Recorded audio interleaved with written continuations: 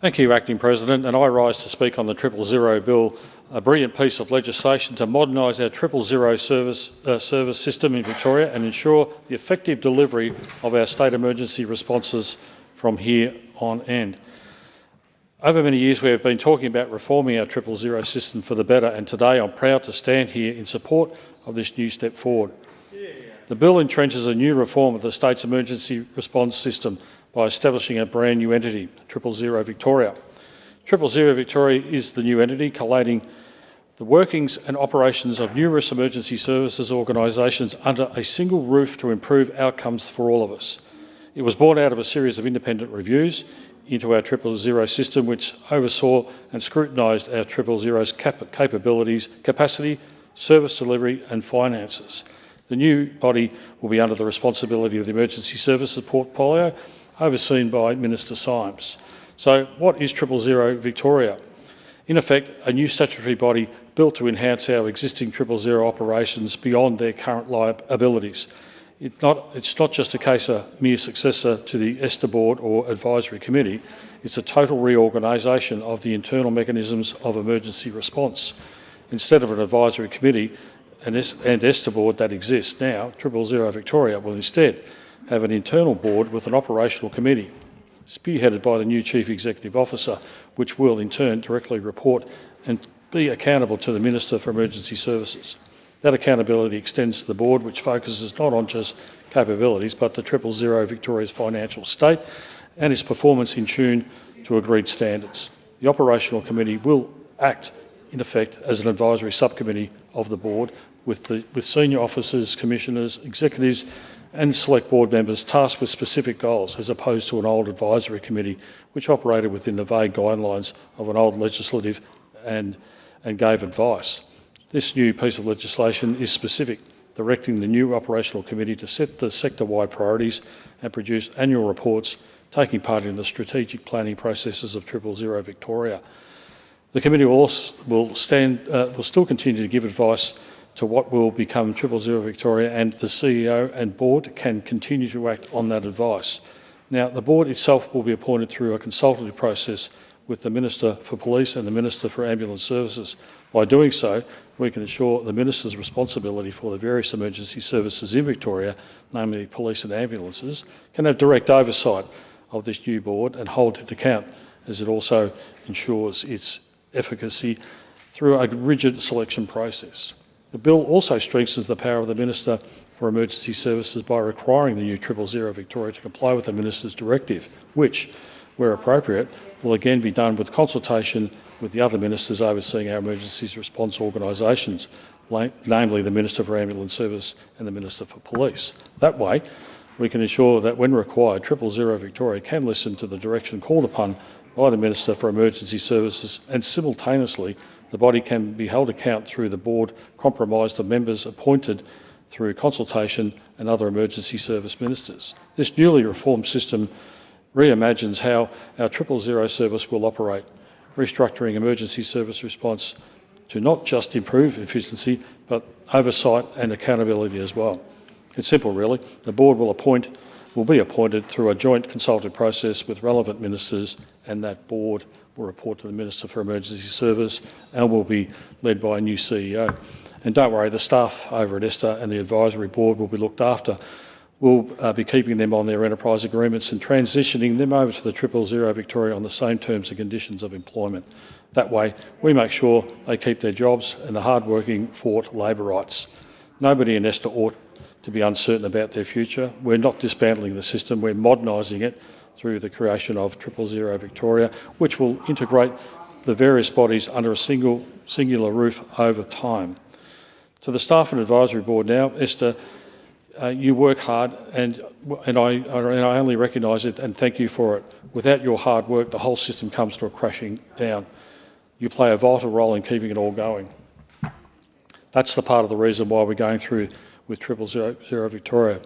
It's to make your job that little bit easier, organised and efficient. Acting President, in effect, we're entrenching a reform which ought to be uncontroversial. There are no losers, there are only benefits, and countless dedicated emergency response workers and the good people of Victoria, and how good is that?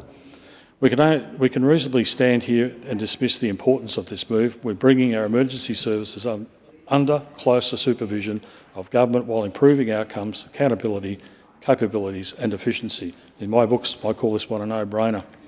Now, anyone who knows me and knows me whenever a government puts forward an important bill, I talk about consultation.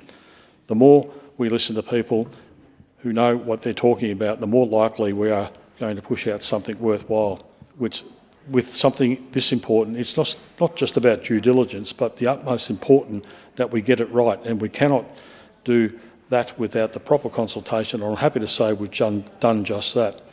Consultation is important to any reform, and I believe we've drawn on the input from a wide range of organisations. We've spoken to Victoria Police, Ambulance Victoria, Fire Rescue Victoria, the CFA, the Victorian SES, the Emergency Management Commissioner, Safe Care Victoria and Esther itself. Together we've drafted this piece of important legislation cooperatively to ensure that Victorians can get the best delivery and our emergency services can operate at their very best. It was important to listen to our state's great emergency service providers and operators directly to make sure we heard from all corners of the system before we went ahead and reformed it. And we did just that. It was a robust process that will benefit us all and from the cooperation of all the emergency service we met with. And that's not to mention the many government departments involved in this process. The Department of Health, Department of Transport and Planning, Treasury and Finance and the Department of Premier and Cabinet were all great contributors to this legislative piece. And I'm also proud of the hard work they've done. When we will not only work together, we draw on each other's strengths. We get something new and something effective, and that's what 000 Victoria will be, effective. A bold new step into the future of emergency services delivery in Victoria.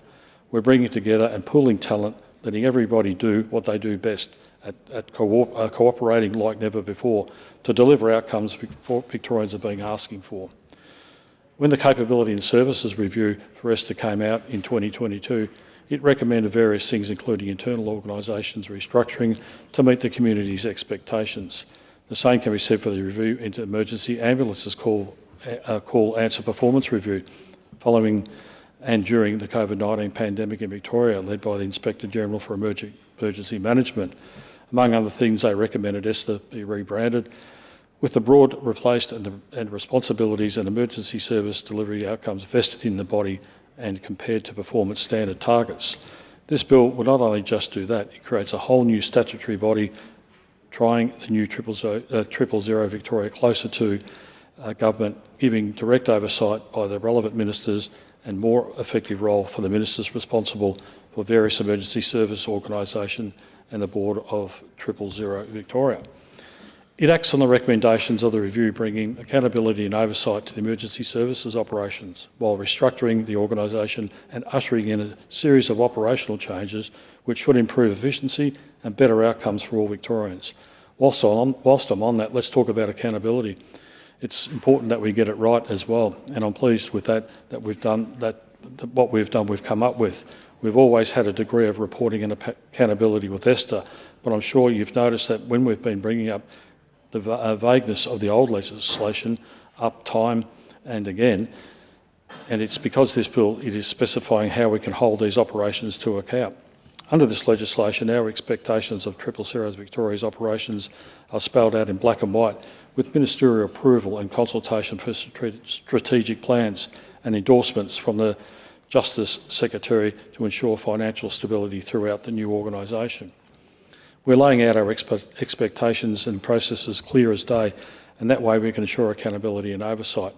We know we know who is doing what and what everyone is responsible for and who to answer to. Those recommendations were born out of the independent reviews conducted with the intent of improving emergency services delivery, and these reforms will help do just that by strengthening the collaboration between the various emergency services organisations. We can tackle any inefficiencies and shortcomings in the existing paradigm, and by having staff that are currently operate relatively decentralised across the sector now cooperate under a single roof, and we can hasten the process of call taking, dispatching services and communication between emergency operators. The review's called for these very reforms, and we're listening to those recommendations. Acting President, the government has agreed in principle with all the recommendations in the independent reviews, and now we're acting on them, tackling the shortcomings of the existing system and pushing forward with the creation of 000 Victoria. Our emergency services have been under significant strain for some time, even before the devastation of the COVID-19 pandemic hit.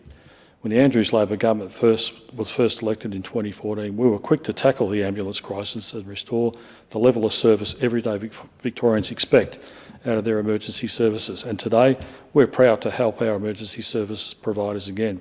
With the number of 000 calls for fatal conditions rising rapidly during the pandemic, the system was becoming overwhelmed.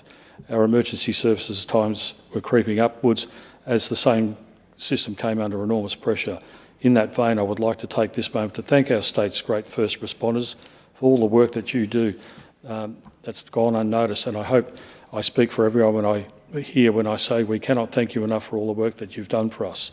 Now the government is committed to driving down emergency response time, and this bill can do just that, delivering better outcomes, not just for ordinary Victorians, but ensuring our first responders can get where they need to be faster in the time who's need it the most.